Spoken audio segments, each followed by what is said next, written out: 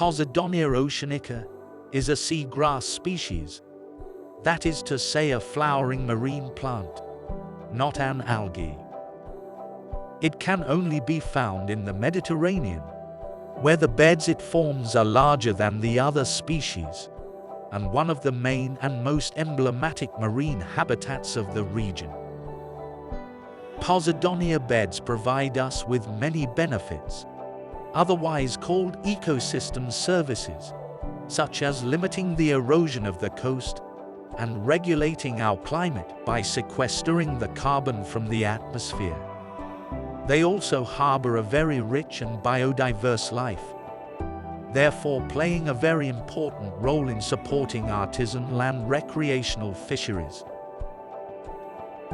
Yet these ecosystems are heavily threatened by climate change and human activities. The challenge is that we find Posidonia from the surface to up to 30-40 meters of depth.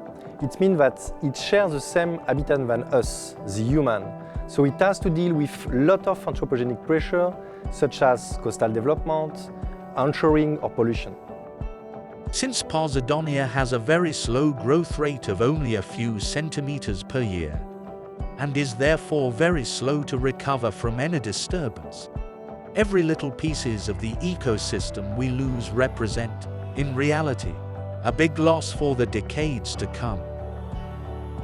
For this reason, today we are focusing our efforts on monitoring seagrass beds and determining how well they are faring across the Mediterranean. Up until now, this has meant monitoring the ecosystem through point observations, considering seagrass beds as homogeneous habitats around these points. However, Posidonia beds are much more complex and dynamic, which point observations fail to grasp. We therefore move to work at a larger scale, the seascape, and looking at multiple functions at the same time to better understand the provision of ecosystem services. It's one thing we have done thanks to Macrobios in France, using new technological tools. I mean, we have to overpass some challenges undersea, because we cannot spend a long time under the sea, because we need air supply. We have not a huge visibility under the sea, and the GPS signal doesn't go under the water. So we used closed-circuit rebuffers, we use geolocalization tool and mapping tool to help us to move really fast and efficiently underwater, and we are now able to evaluate hundreds of square meters of meadows per dive in the Mediterranean Sea. Thanks to these new approaches, we are now able to retrieve valuable information on specific features of the seagrass bed and on the connectivity between this habitat and its surroundings. For instance, comparing the health condition of seagrass beds inside and outside protected areas and understanding the connections and exchanges between the two is important to assess the effectiveness of such protection measures.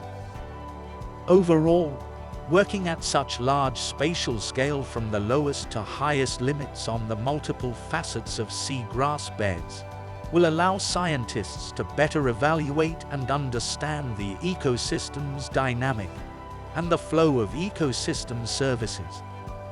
These parts are really important for implementation of solutions using nature, and because Posidonia provides us naturally a lot of services needed to cope with climate change threats, it's really important to now well understand the relation between biodiversity, health status of a meadow, and ecosystem services. As we are feeling the effects of climate change more and more every day, investing in the protection and conservation of nature happens to be a sustainable solution with many co-benefits for the environment and coastal communities. Indeed, Posidonia beds can counteract the effects of sea level rise, mitigate storm surges and therefore flooding, reduce coastal erosion and sequester atmospheric carbon. Researchers are now engaging with decision makers to effectively use this ecosystem as a nature-based solution and help us develop immediate and long-term resilience to climate change. So preserving these seagrass beds are crucial for both human ability to cope with climate change and biodiversity.